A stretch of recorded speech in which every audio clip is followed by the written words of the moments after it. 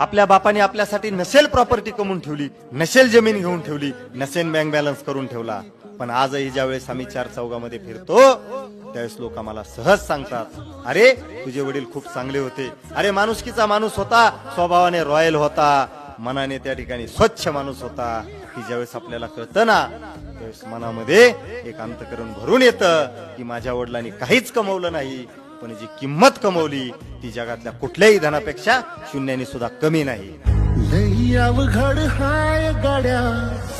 उमगाया बा. आपल्या बापाने आपल्यासाठी नसेल प्रॉपर्टी कमवून ठेवली, नसेल जमीन घेऊन ठेवली, नसेल बँक बॅलन्स करून ठेवला, पण आजही ज्यावेळेस आम्ही चार चौघामध्ये फिरतो